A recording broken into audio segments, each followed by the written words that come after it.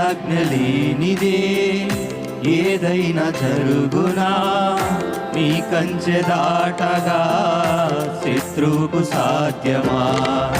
నీ ఆజ్ఞ లేనిదే ఏదైనా జరుగునా, నీ కంచె దాటగా శత్రువుకు సాధ్యమా? మా దేవా నీవే మా తోడుంటే అంతే చాలును, అపవాది తలచిన కీడులన్నీ మేలైపోవును.